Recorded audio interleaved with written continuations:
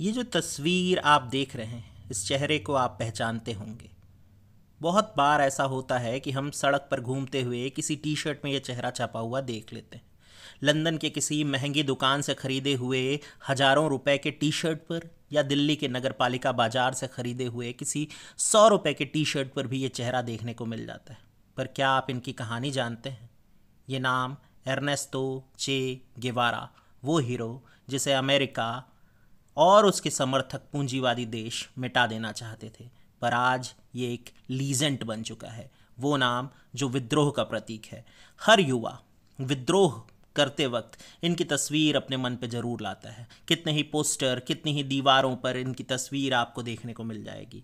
पर क्या आप इनकी कहानी जानते हैं? अगर नहीं जानते तो चलिए मैं आज आपको इनकी कहानी सुनाता हूँ। एर्नेस्टो चे गुवारा वो शख्स जो कुछ लोगों के लिए हीरो था तो कुछ के लिए हत्यारा। उस पर आरोप लगता था कि वो तीसरा विश्व युद्ध कराना चाहता है। अमेरिका और उसके समर्थक कितने ही देशों ने उसे खत्म करने की कोशिशें की, पर यह नाम आज भी जीवित है। फ्रांस के महान दार्शनिक जॉन पॉल ने एक बार चे गुवेरा के बारे में बात करते हुए कहा था कि वे अपने समय का सबसे पूर्ण पुरुष था। इसके पीछे गेवारा की भाईचारे की भावना और सर्वहारा के लिए क्रांतिकारी लड़ाई का आह्वान था जो उन्होंने दक्षिण अमेरिका के लिए किया। उनके ये विचार उस नए पुरुष के जन्म का सपना थे जो अपने लिए नहीं बल्कि समाज के लिए मेहनत करता है। चे की कहानी असल में वहाँ से शुरू होती है जब उसने अपने दोस्त अल्बर्टो ग्रेनाडो के साथ दक्षिण अमेरिका को जानने करीब 10,000 किलोमीटर की यात्रा की। तब उसकी उम्र महज 23 साल थी। मोटरसाइकिल पर की गई ये यात्रा उसके जीवन का महत्वपूर्ण पड़ाव बनी और उसने हमेशा के लिए इसे बदल कर रख दिया। इस दौरान उसने दक्षिण अमेरिका के लोगों को जीवन जीने के लिए विषम परिस्थितियों से जूझते हुए देखा। कैसे पूंजीवादी उनका शोषण करते हैं ये देखा। कैसे कुष्ठ रोग से मर रहे मरीजों को समाज से अलग कर दिया जाता है। कैसे खदान में काम करने वाले मजदूरों का शोषण किया जाता है। ये सब उसने देखा। अगर आपको भी ये जानना है, ये समझना है, तो इस पर एक फिल्म बनी है, मोटरसाइकिल डायरीज। शायद आप देख सकते हैं वहाँ जाकर और इस यात्रा को समझ सकते हैं। ये कुछ कुछ गांधी जी के द्वारा भारत की गई यात्रा के समान ही प्रतीत होता है। इस यात्रा ने चे के जीवन में सब कुछ बदल दिया था और उसने हाशिए पर ढकेल दिए गए लोगों के लिए जीवन भर लड़ने की कसम भी उठा ली। 1953 में चे अपने शहर ब्यूनस आयर्स लौट आए थे, अर्जेंटीना। कुछ ही वक्त में उनकी पढ़ाई पूरी हो गई और वो डॉक्टर भी बन गए। लेकिन उनका इरादा डॉक्टरी करने का नहीं था। वे पहले ही दुनिया और समाज को बदलने की कसम खा चुके थे और इसी दिशा में आगे बढ़ने के लिए उन्हें जंग भी लड़नी थी। ये जंग, ये क्रांति पूंजीवादियों के खिलाफ थी, अमेरिकी समाज के खिलाफ थी।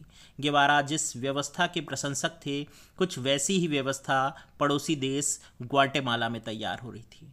उन्होंने अपनी पढ़ाई पूरी करने के बाद वहाँ जाकर इस व्यवस्था को देखने का निश्चय किया। ग्वाटेमाला में तब समाजवादी सरकार थी जिसे अमेरिकन कंपनियों ने बुरी तरह से तोड़ दिया। ग्वाटेमाला जो उस समय में एक समाजवादी देश के रूप में उभर रहा था, अमेरिका के दबाव में आकर टूट गया। वहाँ तख्ता पलट हुआ और वहाँ के राष्ट्रपति जैकब अरबेज को भागना पड़ा। भागना चे गुवेरा को भी पड़ा और वो भागकर वापस मैक्सिको आ गए।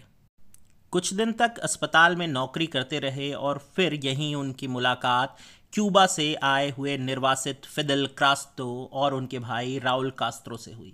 इस मुलाकात के बाद गेवारा के लिए आगे का रास्ता साफ हो चुका था। उन्होंने तय किया कि अब उनका लक्ष्य क्यूबा की अमेरिकी समर्थित तानाशाही सरकार को हटाना है और इसके बाद वो फिदेल के साथ क्यूबा की क्रांति के नेता बन गए।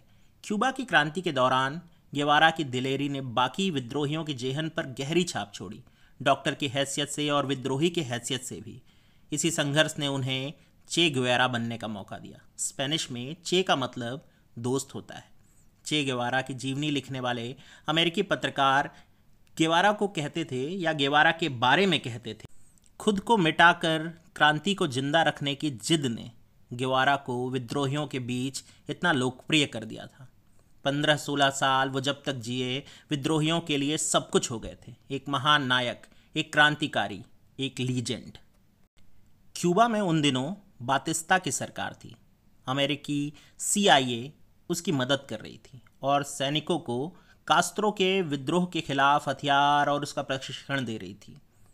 इसकी वजह थी अमेरिका का बेहिसाब पैसा क्यूबा के तेल और अन्य व्यवसायों में लगा हुआ था। उनके लिए क्यूबा ड्रग्स, वेश्यावृत्ति और जुए का मुख्य अड्डा था। इसके बावजूद कास्त्रो के विद्रोही जीतते गए और इस जीत के पीछे वजह थी चे गुवेरा। वो चे गुवेरा जो लोगों के बीच लोकप्रिय हो चुका था। धीरे धीरे यह विद्रोह क्यूबा में प्रांत दर प्रांत फैलता गया। जनवरी 1959 में मुश्किल से 500 विद्रोहियों ने बातिस्ता सरकार को उखाड़ फेंका। केवल 500 विद्रोहियों ने एक सरकार का तख्ता पलट कर दिया था, वो सरकार जो अमेरिका की गोद में खेल रही थी। फिदेल कास्त्रो सरकार में आए और गुवेरा को उद्योग मंत्रालय मिला। बैंक ऑफ क्यूबा के अध्यक्ष भी वो बनाए गए। चे की नई दुनिया अब आकार लेने लगी थी। बतौर मंत्री उन्होंने कभी भी सत्ता को नहीं जिया।